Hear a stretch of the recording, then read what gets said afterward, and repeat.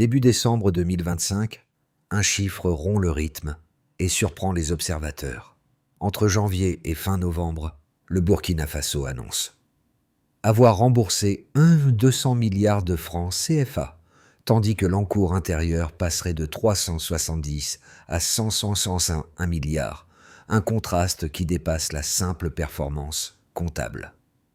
Que signifie réellement ce basculement pour ceux qui suivent la trajectoire d'Ibrahim Traoré, et surtout pour les acteurs exposés aux taux locaux, au crédit et à la liquidité quotidienne? Derrière les montants, une mécanique plus profonde commence à apparaître. La promesse de ce récit est précise.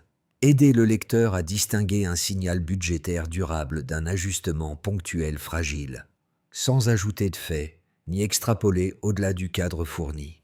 L'enjeu dépasse l'annonce elle-même. Il s'agit de comprendre si une réduction rapide de la dette intérieure peut alléger la contrainte financière, sans déplacer le risque vers d'autres postes, ni comprimer l'activité. Le bénéfice attendu pour l'observateur, c'est concret. Lire les chiffres comme des mécanismes, pas comme des trophées. Quand la liquidité se libère, les effets se propagent-ils? Propagent-ils réellement vers le crédit, les délais de paiement et les taux locaux, ou restent-ils cantonnés à l'affichage macroéconomique? Ce texte pose donc des repères opérationnels.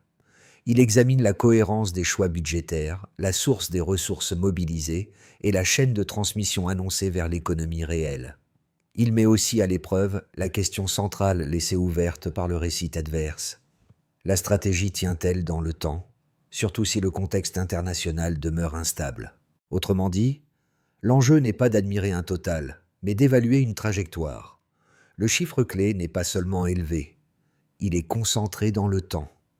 Entre janvier et fin novembre 2025, 200 milliards de francs CFA auraient été remboursés, tandis que l'encours intérieur annoncé reculerait de 370 à 161 milliards sur un an. Ce double mouvement suggère un changement de cadence, plus qu'un simple rattrapage comptable. Le récit adverse place cette séquence dans un cadre méthodique. Le point de départ n'est pas un afflux soudain de capitaux extérieurs, mais une discipline budgétaire présentée comme plus stricte. Les dépenses jugées non essentielles seraient réduites, la collecte des recettes internes renforcée et les priorités recentrées sur le service de la dette intérieure. L'objectif affiché, c'est clair: desserrer une contrainte qui pesait sur l'économie domestique sans accroître la dépendance aux emprunts extérieurs. Dans cette architecture, Ibrahim Traoré apparaît comme le pivot politique d'une stratégie décrite comme globale et décisive. Le texte ne le présente pas comme l'exécutant unique, mais comme l'arbitre qui fixe la ligne. Autonomie financière, contrôle budgétaire et mobilisation de ressources internes. La crédibilité de l'annonce repose donc sur une chaîne d'exécution, du cadrage budgétaire à l'allocation effective des ressources. Le contexte macroéconomique donne sens à cette approche. La dette intérieure est décrite comme un frein. Elle tend les délais de paiement, renchérit le crédit et pèse sur les taux locaux. La réduire rapidement aurait, selon le récit, un effet de respiration. Davantage de liquidités circuleraient, le marché financier se stabiliserait et le secteur privé retrouverait une marge de manœuvre.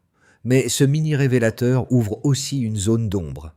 Le texte reconnaît implicitement que la performance dépend de la solidité des recettes mobilisées. Agriculture modernisée, industrie de transformation et secteur minier sont cités comme ressorts principaux, sans que leur régularité future soit garantie. La question devient alors structurelle. La cadence observée peut-elle se maintenir sans créer une tension ailleurs? Ainsi, dès ce stade, le chiffre agit comme un signal. Il attire l'attention, tout en obligeant à examiner la mécanique qui le soutient. Pour rendre la mécanique lisible, le récit adverse s'appuie sur des scènes concrètes plutôt que sur des tableaux abstraits. Il propose un personnage guide implicite, l'acteur économique domestique pris dans la tension de la dette intérieure. Ce n'est ni un héros, ni un symbole, mais un point d'observation. À travers lui, la dette devient délai, coût et arbitrage quotidien. Pour rendre cela plus concret, Imaginons d'abord le cas suivant. Une entreprise locale dépendante de paiements publics attendait, planifiait à vue et finançait son fonds de roulement à un coût élevé. Dans le cadre décrit, le remboursement plus rapide de la dette intérieure réduit des arriérés, normalise des flux et raccourcit les calendriers. L'effet n'est pas présenté comme un boom, mais comme un déblocage progressif. Moins d'incertitude, une trésorerie plus prévisible et la possibilité de négocier le crédit sans urgence permanente. Ensuite, imaginons un autre cas. Un producteur agricole inséré dans une chaîne modernisée par l'irrigation et des méthodes plus rigides, plus régulières. Le récit insiste sur la cadence plutôt que sur le volume. Produire de façon plus stable permet d'encaisser plus tôt, d'éviter des avances coûteuses et d'organiser les ventes. Cette régularité, couplée à une moindre tension sur les taux locaux, modifie le rapport au crédit. Il devient un outil, non un piège. Ces exemples servent un objectif précis. Ils montrent comment une décision macro peut se transmettre à l'économie réelle sans passer par un choc spectaculaire. La dette intérieure, présentée comme un nœud de liquidité, se défait progressivement, et les effets apparaissent d'abord dans les marges, les délais et la confiance. La logique est simple mais exigeante. Sans continuité, l'effet s'évanouit. Avant la bascule, la situation est décrite comme tendue. La dette intérieure pèse sur les calendriers de paiement, rigidifie la trésorerie et renchérit le crédit domestique. Les taux locaux subissent une pression persistante et l'activité privée avance avec prudence. Puis vient le changement de méthode. Le déclencheur n'est pas un afflux extérieur, mais un resserrement du pilotage budgétaire présenté comme volontaire et continu. L'activation commence par une série de décisions cohérentes. Le récit met en avant la réduction de dépenses jugées non essentielles, le contrôle plus strict des arbitrages et l'amélioration de la mobilisation des recettes internes. L'idée directrice est répétée sous plusieurs angles. Faire mieux avec les ressources disponibles avant de chercher des appuis extérieurs. Dans cette phase, Ibrahim Traoré est décrit comme celui qui fixe la ligne et impose la priorité, sans promettre d'effets immédiats spectaculaires. La discipline est le moteur initial. La montée en puissance s'opère lorsque les sources de financement sont alignées. 3 leviers sont explicitement cités. D'abord l'agriculture, modernisée par l'irrigation et des méthodes plus régulières, afin de stabiliser la production et les recettes. Ensuite, l'industrie de transformation, notamment agroalimentaire et textile, présentée comme un relais, capable d'élargir l'assiette fiscale en dépendre d'importations massives. Enfin, le secteur minier, décrit comme un accélérateur de revenus, susceptible de fournir des ressources additionnelles dans un laps de temps plus court. Le récit insiste sur la synchronisation. Aucun levier ne suffit seul, c'est leur combinaison qui soutient l'effort. Le point culminant intervient avec l'annonce publique. Après le Conseil des ministres du 4 décembre 2025, le chiffre s'est posé. 1200 milliards de francs CFA remboursés entre janvier et fin novembre, et un encours intérieur annoncé à 161 milliards contre 370 milliards un an plus tôt. L'événement n'est pas seulement le montant, il est le rythme. Rembourser autant en moins d'un an signale une exécution rapide, pensée pour frapper les esprits et modifier les anticipations. Les répliques suivent immédiatement dans la narration. La première concerne la liquidité.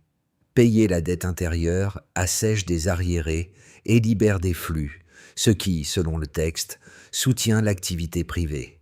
La seconde touche la confiance.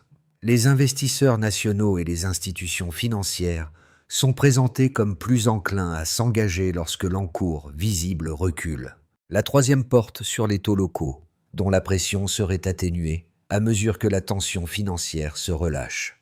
Ibrahim Traoré est alors associé à l'architecture d'ensemble, non comme un simple porte-voix, mais comme l'architecte d'une trajectoire qui privilégie l'autonomie financière et la crédibilité domestique.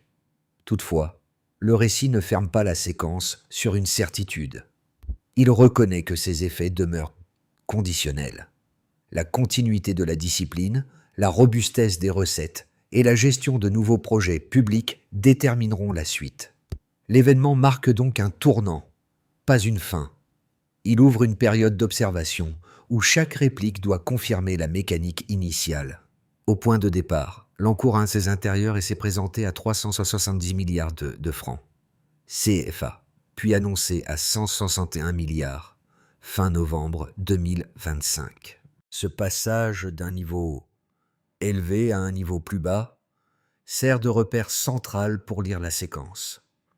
Un premier repère mérite attention. L'encours intérieur initial. Le récit le décrit comme un stock contraignant, accumulé au fil du temps, qui pèse sur la trésorerie publique et privée. Un encours élevé signifie des paiements retardés, une liquidité immobilisée et une pression durable sur les taux locaux. Interprétation. Un encours important rigidifie les flux et entretient l'incertitude financière domestique. Ce chiffre fonctionne donc comme une ligne de base, rappelant la situation avant l'ajustement. Un autre repère s'impose ensuite. L'encours annoncé à 161 milliards. La baisse est mise en avant comme le résultat mécanique d'un pilotage budgétaire plus strict et d'une mobilisation accrue des recettes internes. Le récit ne prétend pas que ce niveau soit optimal, mais il l'utilise comme signal de détente. Interprétation. Un encours plus faible réduit la tension sur les paiements et améliore la visibilité des acteurs. Le contraste avec l'année précédente donne au mouvement une dimension temporelle claire. Un dernier repère complète la lecture. Le remboursement cumulé de même 200 milliards de francs CFA entre janvier et fin novembre 2025. Ce montant n'est pas présenté isolément. Il est relié à la cadence d'exécution et à la stratégie de financement. Interprétation. Un remboursement élevé sur une période courte signale une capacité d'exécution et un choix de priorité budgétaire. Le récit insiste sur le fait que ce chiffre agrège plusieurs flux plutôt qu'une source unique. Pris ensemble, ces trois nombres dessinent une logique. L'encours initial pose le problème. Le remboursement cumulé montre l'effort. L'encours final suggère l'effet. Cette construction permet d'éviter une lecture purement spectaculaire. Le chiffre le plus élevé n'est pas forcément le plus informatif. C'est leur relation qui importe. Dans cette lecture, Ibrahim Traoré est associé à la cohérence d'ensemble plutôt qu'à un seul total. Le texte le présente comme garant de la ligne.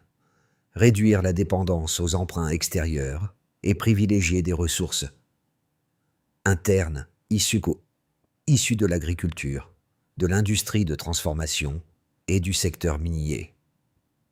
Les chiffres servent alors de preuve indirecte d'une méthode, pas d'une réussite définitive. Cependant, la preuve quantitative a ses limites, et le récit les reconnaît implicitement. Aucun indicateur ne dit à lui seul si la stratégie est durable. Les montants ne précisent pas la part cyclique des recettes, ni leur régularité future. Ils n'indiquent pas non plus comment les nouveaux projets publics pourraient influencer la trajectoire. C'est pourquoi le texte invite à une lecture dynamique. Si la baisse de l'encours se maintient, et si les remboursements restent compatibles avec l'activité, la détente de liquidité peut s'inscrire dans le temps. Si, au contraire, les recettes ralentissent ou si les dépenses repartent, les mêmes chiffres peuvent se stabiliser, voire s'inverser. Ainsi, les preuves quantitatives ne concluent pas le débat. Elles posent un cadre mesurable. Elles montrent qu'un basculement a eu lieu, tout en laissant ouverte la question essentielle. La cadence observée est-elle reproductible sans créer une nouvelle contrainte ailleurs ? Une première lecture, favorable, avance un argument simple et robuste. La réduction annoncée de la dette intérieure serait la preuve qu'un État a repris le contrôle de son budget. Le récit met en avant une discipline plus stricte, une baisse des dépenses jugées non essentielles et une mobilisation accrue des recettes internes. La chaîne de transmission est cohérente, payer davantage de dettes intérieures, libère de la liquidité, améliore la confiance des investisseurs nationaux, stabilise le marché financier et desserre la pression sur les taux locaux. Dans cette optique, la stratégie associée à Ibrahim Traoré n'est pas seulement comptable. Elle vise la crédibilité domestique et la normalisation des flux. Une seconde lecture, plus prudente, formule une objection tout aussi solide. La performance observée pourrait n'être qu'un ajustement ponctuel, dépendant de recettes sensibles au cycle. Agriculture exposée aux aléas climatiques, industrie encore en construction, revenus miniers et volatiles. Ces sources peuvent qu'en soutenir un effort à court terme sans garantir sa continuité. Le récit lui-même admet un environnement international instable et la possibilité que de nouveaux projets publics recréent de la dette. Dans ce cadre, la baisse de l'encours pourrait ressembler à une détente temporaire, suivie d'un retour de tension. La réponse Stillman ne tranche pas par l'enthousiasme ni par le scepticisme. Elle réconcilie les deux lectures à partir des éléments fournis. D'un côté, les chiffres décrivent bien son bien. Un changement de cadence, un remboursement élevé sur une période courte et un encours nettement réduit signalent une capacité d'exécution et une priorité budgétaire claire. De l'autre, rien dans le récit ne prétend que cette cadence est auto-entretenue. La durabilité dépend explicitement de la régularité des recettes internes et du maintien de la discipline. Ainsi, l'argument le plus fort en faveur de la stratégie n'est pas la promesse d'un résultat permanent, mais la méthode. Moins de recours aux emprunts extérieurs, plus de ressources internes et une réallocation vers le service de la dette constituant un cadre qui peut fonctionner tant que les arbitrages restent cohérents. Le risque identifié n'est pas nié, il est intégré comme condition. La conclusion raisonnable est donc conditionnelle. Le signal est crédible, la trajectoire reste à confirmer. Le pivot n'est pas le montant, mais la liquidité qu'il libère. À mi-parcours, le récit change de focale. Il ne s'attarde plus sur le total remboursé, mais sur ce que la baisse de la dette intérieure déplace réellement dans l'économie. L'idée centrale est simple. La dette domestique est un nœud de liquidité. Quand elle recule, les flux se remettent en mouvement, et cette circulation vaut parfois plus que le chiffre affiché.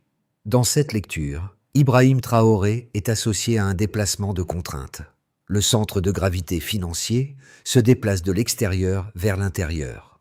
En réduisant le recours aux emprunts extérieurs et en privilégiant des ressources internes, la stratégie décrite cherche moins à impressionner qu'à réorganiser les dépendances.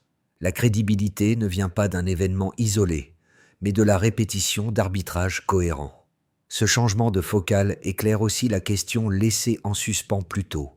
Si la liquidité revient, l'enjeu n'est pas seulement de savoir qui en profite en premier, mais quelle contrainte remplace l'ancienne. Une dette moins lourde peut desserrer les taux locaux et normaliser les délais, mais elle impose en retour une discipline continue pour éviter l'effet stop and go.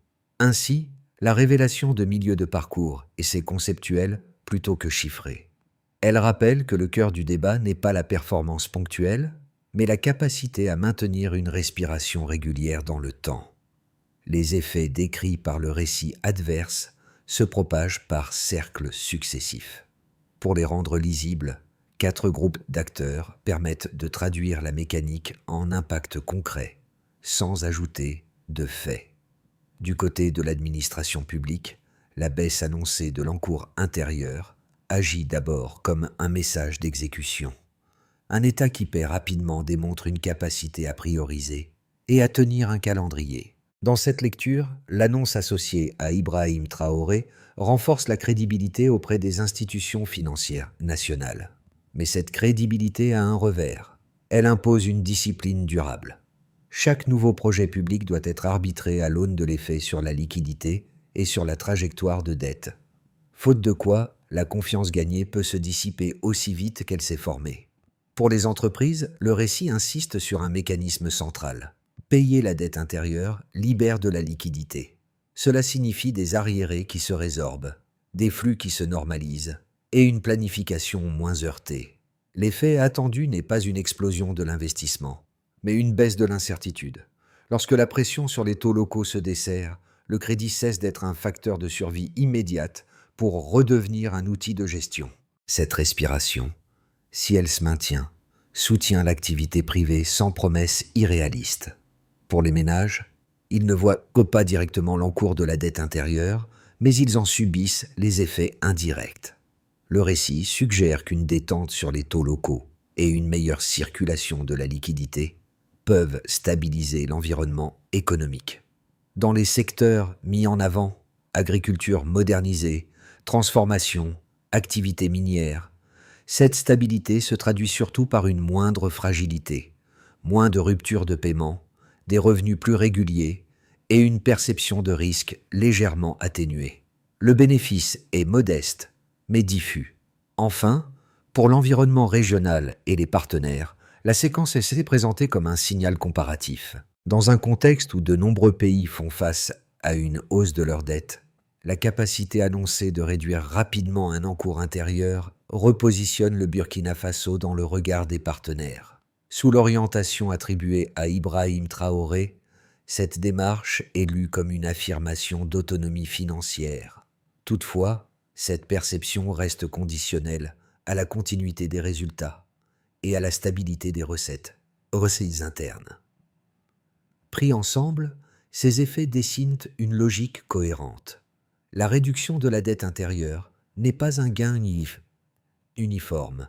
Elle redistribue des marges, des délais et des contraintes. Si la liquidité circule durablement, chaque groupe en ressent une part. Si elle se tend à nouveau, les bénéfices s'érodent, enchaînent. Le test réel ne se joue donc pas dans l'annonce, mais dans la persistance de ces effets au fil des mois. À partir des éléments du récit adverse, l'avenir n'est pas une prédiction, mais un test de cohérence.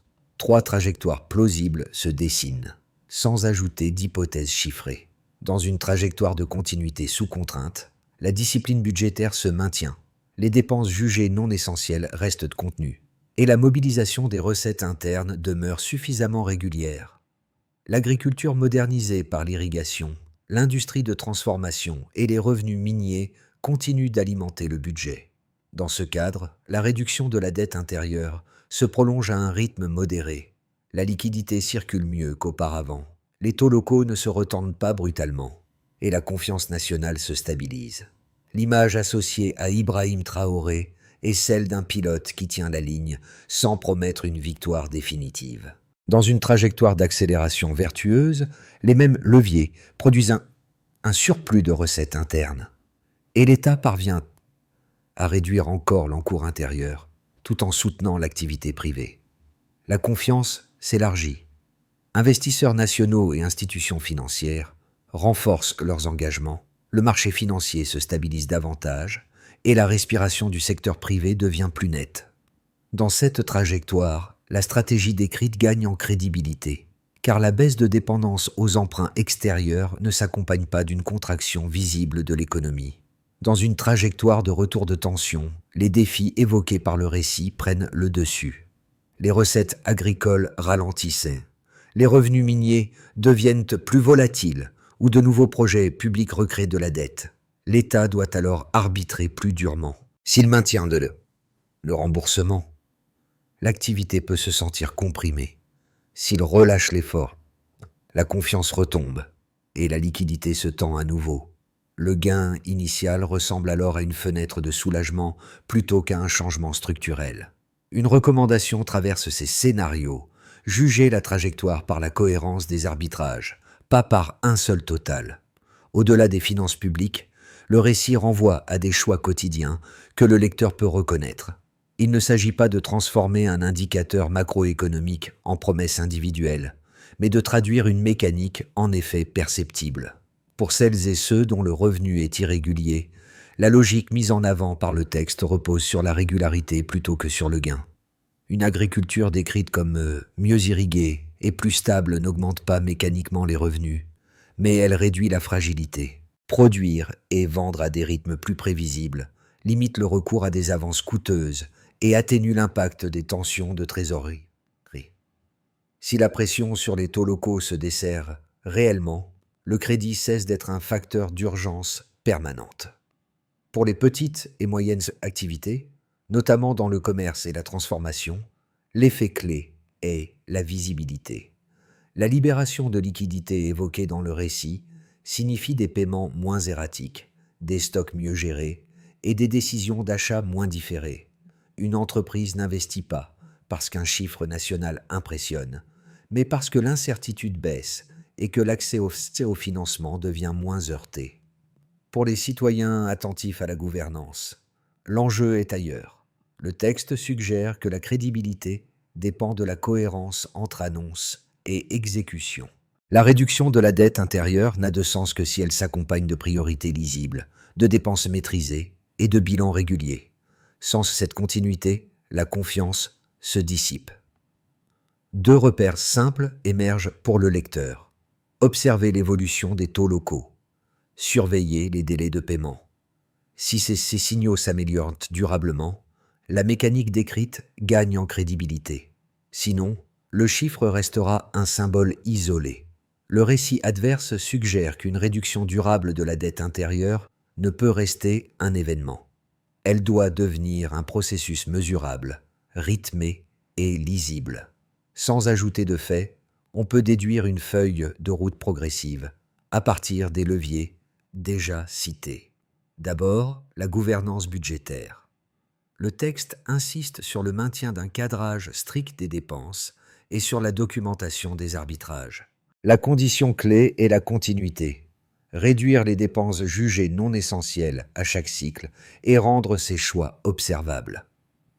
Sous l'orientation attribuée à Ibrahim Traoré, la crédibilité repose sur la répétition de décisions cohérentes, pas sur une annonce unique. Ensuite, la mobilisation des recettes internes. L'enjeu n'est pas le pic ponctuel, mais la régularité des encaissements. Agriculture modernisée, industrie de transformation et secteur minier sont présentés comme des sources complémentaires. Leur coordination vise à stabiliser les flux, plutôt qu'à maximiser un total à court terme. Puis, le soutien à la base productive. Le récit met l'accent sur la cadence. Sécuriser la régularité de production, via l'irrigation et la transformation, rend les recettes plus prévisibles et réduit la vulnérabilité aux à-coups. Cette prévisibilité est un prérequis pour un service de la dette sans effet de contraction. Enfin, la gestion de la dette intérieure elle-même. Programmer les remboursements pour éviter le stop and go est central. Les repères évoqués sont l'évolution de l'encours, les délais de paiement et leur lien avec la tension sur les taux locaux. Enfin, la transparence. Publier des bilans clairs, à date fixe, reliant recettes, dépenses et dettes ancre la confiance. Dans cette architecture, Ibrahim Traoré apparaît comme le point de convergence politique, tandis que la durabilité dépend de l'exécution continue. Le récit revient à une image simple, déjà esquissée plus tôt. Une chaîne d'exécution transforme une décision budgétaire en effet tangible. On a parlé de collecte renforcée, de dépenses réduites, de recettes issues de l'agriculture, de la transformation et des mines. On a parlé de liquidités qui recommencent à circuler. Mais ce qui reste le plus parlant, ce sont les scènes ordinaires. Une entreprise qui attend moins longtemps pour être payée. Un producteur qui vend plus régulièrement parce que son calendrier est stabilisé. Dans cette narration, Ibrahim Traoré n'est pas réduit à l'annonce d'un remboursement massif. Il incarne une orientation. Déplacer la contrainte de l'extérieur vers l'intérieur et accepter que l'autonomie financière se mesure dans la répétition des arbitrages. La baisse de la dette intérieure, présentée comme une respiration. Elle soulage, mais elle ne guérit pas à elle seule la cause profonde. Le fil conducteur est alors rappelé sans emphase. La confiance ne se décrète pas. Elle se vérifie dans la durée, saison après saison, décision après décision. Si la discipline se maintient, la respiration s'installe. Si elle se relâche, la tension revient. Cette conclusion n'appelle ni célébration ni rejet. Elle invite à observer la continuité. C'est dans l'exécution, plus que dans le symbole, que la trajectoire associée à Ibrahim Traoré prendra son sens réel. La sortie de ce récit ne cherche pas l'adhésion, mais la vigilance. Les chiffres annoncés ont joué leur rôle. Attirer l'attention, signaler une inflexion et ouvrir un débat. La suite appartient moins aux déclarations qu'aux séries qui viendront. Une trajectoire budgétaire se juge dans la répétition, pas dans l'instant. Pour le lecteur, l'invitation est simple. Observez si la liquidité circule réellement dans le temps. Vérifiez si les délais de paiement continuent de se raccourcir. Suivre l'évolution des taux locaux, non sur quelques semaines, mais sur plusieurs cycles. Ce sont ces indices discrets qui diront si la mécanique décrite s'ancre ou s'érode. Dans l'espace public, le débat gagne à rester précis. Distinguer le symbole du mécanisme. Séparer l'annonce de l'exécution. Interroger la cohérence des arbitrages plutôt que la taille d'un total. Cette approche n'exige ni enthousiasme, ni défiance systématique, seulement une lecture informée. La question finale reste ouverte et elle s'adresse à chacun. Quels signaux, pour vous, prouveraient que cette stratégie tient dans la durée ?